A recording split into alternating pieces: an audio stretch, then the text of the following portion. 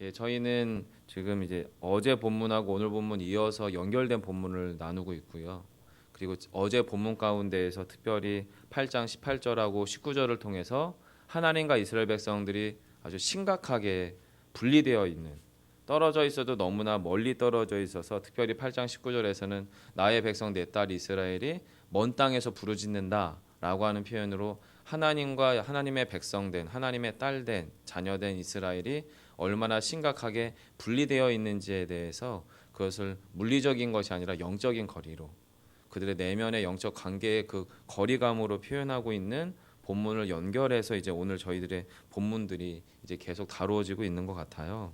이제 그러면서 특별히 저와 여러분 읽으신 본문 3절로부터 6절까지에서는 이스라엘 백성들이 하나님과 멀리 있어요. 떨어져 있어요. 근데 그 멀리 있고 떨어져 있는 모습들을 표현하고 있는 매우 구체적인 일상적인 모습, 아니면 어쩌면 평범해 보이지만 그들의 삶 가운데 깊숙이 틈타 있는 어떤 죄악된 삶의 모습이 나타나는데, 그게 뭐냐면 속이는 삶입니다. 1차적으로는 하나님을 속이는 거겠고, 그리고 그 다음은 자기 자신을 속이는 거겠고요. 그리고 또 이제 그 다음은 타인을 향하겠죠. 가장 가까이 있는 가족이나 공동체 구성원들, 또 아주 멀리는 나를 알지 못하는 남들을 향해서 속이는 삶들이 일상생활에 어떻게 해요? 일상화되어 있는 모습이 이제 3절로부터 6절까지 해서 쭉 나타나는 겁니다. 그러면서 중간에 보시면 그들이 하나님을 알지 못한다라고 하는 3절 마지막 부분에 그렇게 그 속이는 삶이 강화되어 가는 모습, 그러니까 더욱더 악화되어 가는 모습을 이제 본문 3절이 이야기를 하는 거죠. 3절 한번 보세요. 그들이 활을 당긴 같이, 활을 당긴다는 것은 그 활시를 놓으려고 당기는 거 아니겠습니까?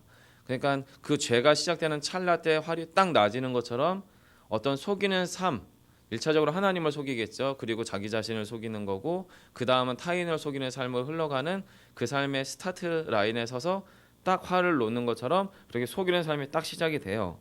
그래서 이제 그 혀를 놀려서 거짓을 말하게 되는 건데, 그러고 나서 이제 그 거짓된 속이는 삶이 어떻게 되냐면 3절 하반절에 보시면 악에서 악으로 진행하며 또 나를 알지 못한다 해서, 그 악이 어떻게 해요? 악을 만들고 거짓이 또 거짓을 만드는 어떤 죄악의 반복된, 그리고 또 그 악이 더욱더 악화되어지고 더 나빠지는 모습이 이제 3절 후반절에서 쭉 등장을 하게 됩니다.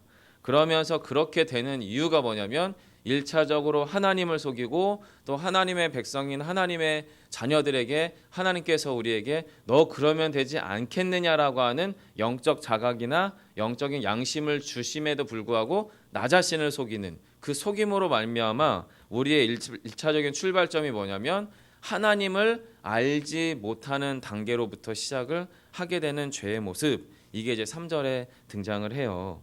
그러고 나서 이제 그 속이는 삶이 어디를 향합니까? 이웃을 향하죠. 그래서 4절에 보시면 이웃을 조심하며 어떤 형제든지 믿지 말아라 라고 하면서 이제 그 악이 확장되어지고 악화되어 가는 모습이 쭉 등장을 하는 겁니다. 그러면서 6절에서 하나님께서 결론을 맺어요. 그게 뭐냐면 나를 싫어하는구나. 6절 보세요. 내가 사는 곳이 속이는 일 가운데 있도다. 그들은 속이는 일로 말미암아 나를 알기를 싫어하느니라. 처음에는 어쩌면은 자신의 어떤 이익을 위해서 그럴 수도 있을 것 같아요. 아니면 처음에는 속이는 일, 어쩌면 약간의 거짓말을 포함한 죄에 대한 재미가, 쾌락이 그 삶 가운데 찾아오는 게 나쁘지 않아서였을 수도 있을 것 같아요.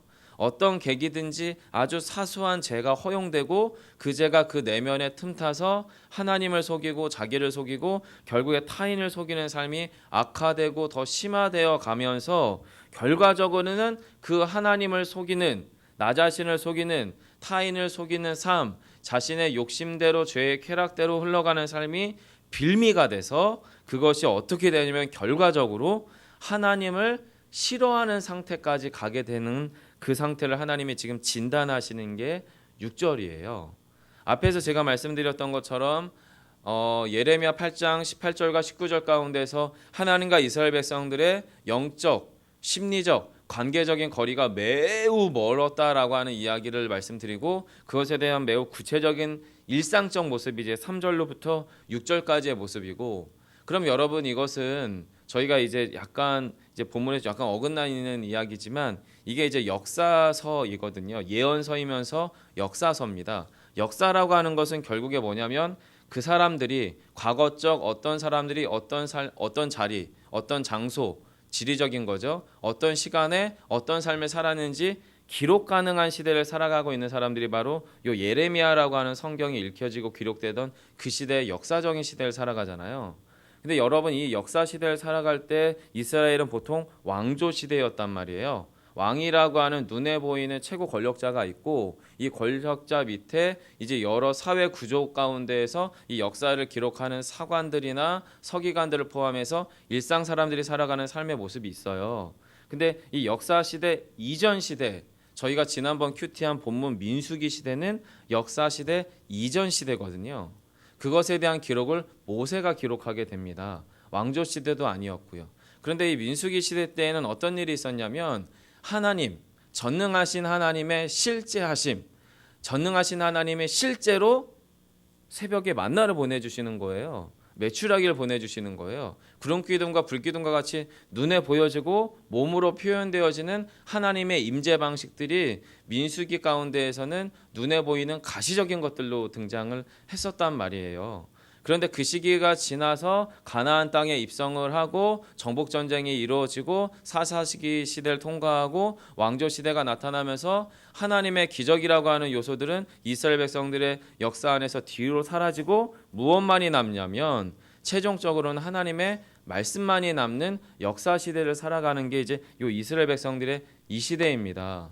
그런데 하나님의 최종적인 고울, 목적은 무엇이었냐면 이 민수기 시대를 포함한 여러 이 족장 시대를 통과하면서 뭔가 좀 특별하게 오늘날에도 뭔가 우리 안에서 하나님께서 구체적으로 뭔가 우리가 죄 짓고 있는 현장에 하나님이 딱 나타나서 너 그러면 안 돼 부터 시작을 해서 매번 꿈에서부터 오늘 할 일을 알려주시고 막 이런 어떤 기적적인 체험들을 우리가 바라시는 식구들도 있지만 주로 그러시지 않는단 말이에요. 왜냐하면 하나님의 주된 포커스는 우리가 하나님의 말씀 안에 거하며 말씀대로 살아가기를 바라셔서 그래서 사실은 요 민수기 시대도 하나님이 주셨던 거란 말입니다. 가시적으로 하나님이 나타나셨지만 그 가시적인 하나님이 우리 안에 어떻게 해요? 내면화되는 것. 이게 사실은 말씀이거든요. 말씀.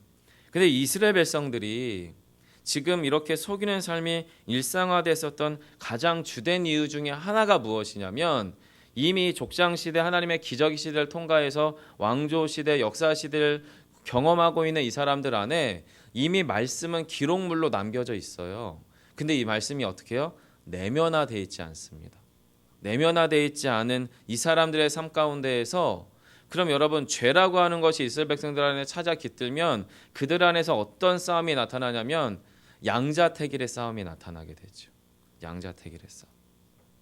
민수기 시대 때에도 이방 신들에 대해서 이스라엘 백성들이 현혹당해서 다른 이방 민족들하고 같이 우상을 섬겨 나가는 삶 가운데 하나님 어떻게 해요? 심판하셨었잖아요. 민수기 큐티 본문 안에서도 하나님께서 지금 역사 시대를 지금 계속 쭉 관통해서 지켜나가시면서 그 가운데서 좀 그러지 말라고 계속 어떻게 해요? 말씀하고 계신 거예요. 민수기에선 바로 그냥 죽이셨거든요. 진노의 하나님이 거룩한 하나님이 거룩하지 않은 백성 거룩함을 훼손해 있는 이스라엘 진영을 어떻게 해요? 청소하셨던 것이 사실은 민수기에서의 이방신을 섬겼던 사람들에 대한 하나님의 진멸의 방식이었단 말이에요. 그것을 하나님은 역사 시대는 어떻게 해요? 길이 참으십니다. 기다리세요. 그리고 말씀으로 권면하세요. 그러지 말라고. 지금 그 과정들이 지금 예레미야 안에서 좀 통과하고 있는 거거든요. 그런데 그런 하나님의 말씀이 지속적으로 들려지는 이스라엘 백성들임에도 불구하고 자신들 안에 죄가 좋아서든 어쩌면 그 죄에 의해서 이제 그 사람들의 마음이 굳어져 있어든 그들이 결국엔 어떻게 되냐면 그 죄로 말미암아 속이는 일로 말미암아 하나님을 싫어하게 되는 지경까지 가게 된 게 이제 본문 6절까지의 내용이잖아요. 그래서 그것에 대한 결론이 무엇이냐면 하나님께서 7절에서 이렇게 얘기합니다. 그러므로 같이 한번 읽어보겠습니다. 함께합니다. 시작.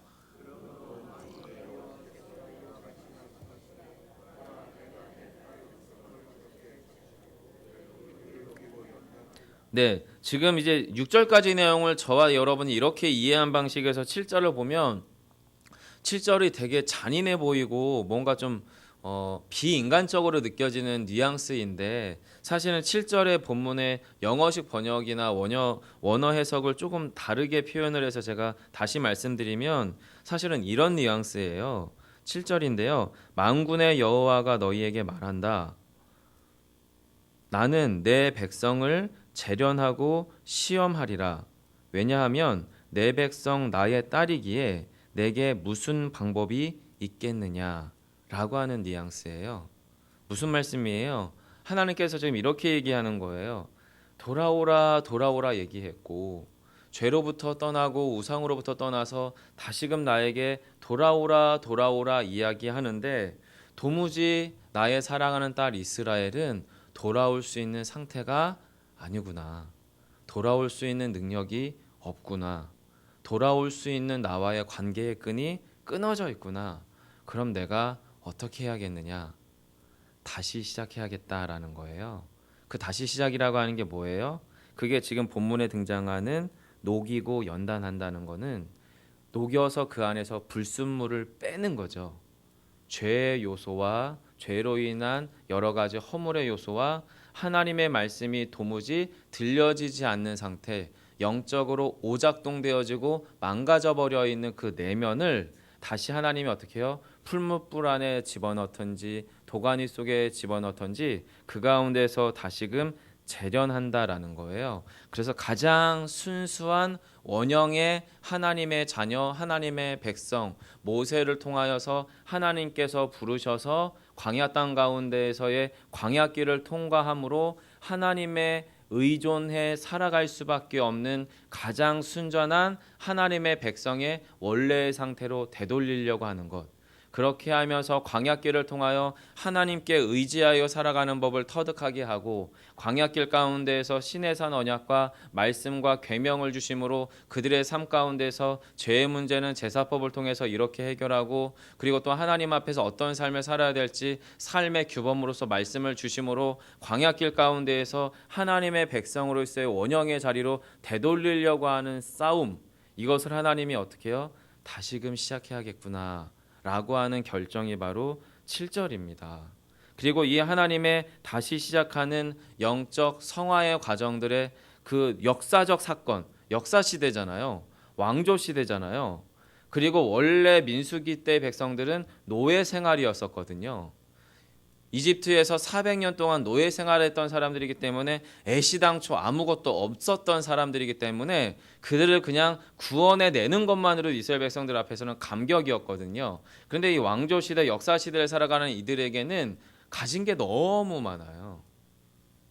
부유합니다. 안정적인 국가의 권력 안에서 안정적인 삶을 구가해 가고 있었습니다. 모든 게 괜찮았습니다. 그래서 하나님께서 그들을 다시 시작하기 위하여 역사적으로 선택한 게 무엇입니까? 왕조라고 하는 것은 결국에 권력의 이동이고 힘의 이동이거든요. 그리고 고대 왕조들은 결국에 더 큰 왕조가 더 약한 왕조를 삼켜버리는 게 역사의 흐름이었었단 말이에요. 근데 그 흐름을 막아서고 있었던 게 뭐냐면 하나님의 자비와 국률로 강원도만한 땅덩어리의 작은 유대 땅을 하나님이 막아서고 있었거든요. 근데 이 걸림돌을 하나님이 어떻게 하냐면 빼버리신 거예요. 그러니까 자연스럽게 더 큰 왕조인 바벨론이 작은 왕조인 유다 왕조를 삼켜버리는 것은 아주 자연스러운 인간 역사의 순리에 해당되는 일들입니다. 그래서 하나님이 그 일을 그냥 하시기로 결정하셔요. 그게 바로 본문 가운데에서 이스라엘 왕조의, 유다 왕조의 멸망이에요. 그래서 여러분 그게 지금 11절인데요. 같이 한번 읽어볼까요? 함께 합니다. 내가 예루살렘을 무더기로 만들며 승냥이 굴이 되게 하겠고 유다의 성읍들을 황폐하게 하여 주민이 없게 하리라. 아무리 비싸고 좋은 집도 그 집 안에서 사람들이 1년 이상 살지 않으면 그 집엔 먼지가 쌓이고 사람 살 수 없는 집이 되어버리잖아요. 과거에 시골에서 제가 되게 좋아했던 전우사님이 당신 고향을 한번 가보시겠다고 하시면서 저랑 같이 차를 타고 아마 제천 쪽이었나 충주 쪽이었나 그랬던 걸로 기억하는데 과거 자신의 고향 땅으로 가셨어요. 근데 그때 산촌쯤에 사셨던 것 같아요. 갔더니 뭐만 있냐면 산만 있어요. 그리고 집터만 남아 있더라고요. 그리고 그 물 펌프 있지 않습니까? 그 물 펌프만 녹슬어서 그냥 집터만 살아 있고 집에 뼈대 정도만 있어요. 분명히 그분은 거기서 어린 시절을 보냈었는데 중학교까지 거기서 살았었는데도 불구하고 말이에요. 여러분 역사를 살고 또 왕조의 그 어떤 평안한 시대를 구가했던 왕조일지라도 아주 잔인하고 잔혹한 왕조가 그 땅을 정복하기로 결정하면 뭐가 되는 거예요? 그냥 폐허가 되는 거예요. 아무것도 아닌 게 되어버리는 거예요. 거기서 사람이 빠져나가고 그 집이 무너져버리고 불에 타버리면 그곳은 그냥 짐승들의 굴이 되어버리는 겁니다. 그게 지금 11절의 그 이야기거든요. 하나님께서 지금 그렇게 이스라엘 백성들을 진단하고 권면해서 내가 내 사랑하는 딸을 어떻게 하겠느냐, 도무지 나에게 돌아올 상태가 되어 있지 않은 내 딸을 내가 어떻게 하겠느냐, 그럼 내가 다시 시작해야겠구나 라고 결정하며 역사적으로는 왕조의 멸망을 하나님이 결정해버린 상황, 이게 지금 예레미야가 하고 싶어하는 그 얘기거든요. 그러면서 하나님이 지금 아직은 멸망을 결정했으나 진행되지 않은 이 찰나에 예레미야 선지자를 통하여 재권면하는 게 12절이에요. 지혜가 있어서 이 일을 깨달을 만한 자가 누구며 여호와의 입의 말씀을 받아서 선포할 자가 누구인고 이 땅이 어찌하여 멸망하여 광야같이 불타서 지나가는 자가 없게 되었느냐. 아직 이 상황이 아니지 않습니까? 그럼 아직 이 상황이 아닌데 이 상황이 될 수 있다고 말하는 하나님의 본심은 무엇이겠습니까? 12절이죠. 지혜가 있어서 제발 좀 깨닫고 여호와의 말씀을 받아서 그 말씀대로 선포하면 그 말씀에 제발 믿음으로 받으면 안 되겠느냐라고 하나님께서 애달프게 소리치고 계신 게 12절의 이야기예요. 그런데 이스라엘 백성들의 영적인 현실은 그렇지 못한 것 같아요. 그게 13절입니다. 함께 13절 읽어보겠습니다. 함께 합니다. 여호와께서 말씀하시되 이는 그들이 내가 그들의 앞에 세운 나의 율법을 버리고 내 목소리를 순종하지 아니하며 그대로 행하지 아니하고. 여러분 여기 보시면 하나님으로부터 떠나나가는 이스라엘 백성들의 영적인 과정들이 나타나요. 첫 번째로는 하나님께서 세우신 율법에 대하여 더 이상 존경하지 사랑하지 귀히 여기지 않아요. 그 말씀을 어떻게 해요? 버렸다라고 표현합니다. 이 말씀을 뒤로 제껴놨다는 의미예요. 그리고 나서 그 율법이 사실은 문자적으로 기록되어 있는 이 율법은 이스라엘 백성들의 내면의 법으로 작동되도록 하나님이 주신 거잖아요. 그런데 이 내면의 법이 어떻게 되는 거예요? 지금 더 이상 들리지 않는 거예요. 그게 지금 두 번째, 내 목소리를 순종하지 않는다는 거예요. 비록 율법을 뒤로 제껴놨어도 하나님의 백성이기 때문에 하나님의 백성은 그 내면 가운데서 하나님이 이러지 말라, 이렇게 해라 라고 하는 영적 자각과 영적인 지침을 이스라엘 백성들에게 하나님이 주셔요. 그런데 그들이 어떻게 해요? 자발적으로 스스로 그 말씀 가운데 순종하지 않게 되어버리는 상태, 그것이 지금 순종하지 않는다, 내 목소리를 순종하지 않는다라고 표현합니다. 그리고 나서 그 율법을 어떻게 해요? 변질시키죠. 그대로 행하지 아니하고. 그 상태가 계속 지속되면 무엇이 찾아옵니까? 14절에 내 그 마음의 완악함을 따라. 그 조상들이 누구예요? 광야 땅에서 그리고 가나안 땅에서 바알신을 섬겼던 이 왕조 시대 이전의 조상들이 했던 그 방식 그대로 누구를 섬기는 거예요? 바알, 세상의 우상, 거짓 우상을 따르게 되었다라고 이야기합니다. 그러면서 하나님께서는 그러하기에 당신의 정하신 심판의 그때를 어떻게 해요? 진행시켜 갈 수밖에 없지 않겠느냐라고 하는 이야기가 15, 16절까지의 이야기입니다. 사랑하는 성도 여러분, 저희는 지금 민수기의 큐티를 통해서 왕조 시대 이전에 기적 가운데에서 하나님의 두렵고 떨림의 임재 가운데에서 역사하시고 말씀하셨던 민수기도 통과했고요. 그리고 민수기를 통과한 이스라엘 백성들의 왕조 시대 때에도 율법을 세우고 말씀을 세워서 하나님의 백성답게 살려고 했던 어느 한 왕조, 어느 한 장소에서 역사적 시간을 통과했던 이스라엘이라고 하는 국가의 이야기를 통해서도 하나님의 메시지를 지금 듣고 있고요. 그리고 지금 이 새벽에 또 이 시간을 통해서 저와 여러분은 여러분의 아버지 되신 하나님 아버지의 음성을 듣고 계십니다. 그럼 우리의 내면 가운데에서, 우리의 영혼 가운데에서 우리가 하나님 앞에 겸손히 결정하셔야 되는 지점들이 무엇일까요? 동일한 것 아니겠습니까? 하나님께로 마음을 정하고 돌이킴의 역사들이 저와 여러분 가운데 충만하길 소망합니다.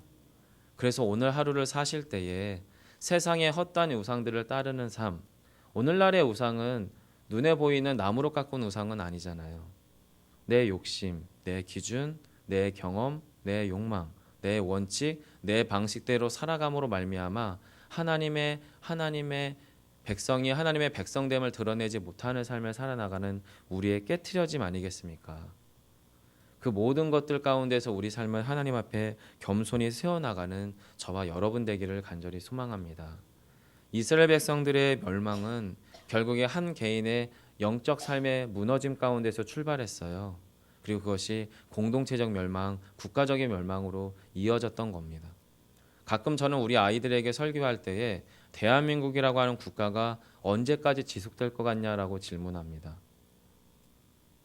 여러분은 아시잖아요. 우리나라만큼 이상한 수준으로 유지되는 국가가 드물거든요. 사실은 죄송한 표현이지만 지상 최고의 화약고입니다. 그런데 전쟁이 일어나지 않아요. 더 신기한 건 저를 포함한 여러분은 절대 이 나라에서 전쟁이 일어나지 않을 거라고 우리는 자신만만하고 있어요. 그런데 전쟁이 일어나지 않고 있죠, 사실은. 그리고 우리나라만큼 위기의식을 느끼는 대한민국의 어떤 국가 체제도 사실은 없었거든요. 저는 가끔 생각을 해봐요. 이 대한민국이라고 하는 나라가 앞으로 한 500년 갈까? 1000년 갈까? 여러분 역사를 보십시오. 1000년 간 나라 거의 없습니다. 500년이요? 거의 없습니다.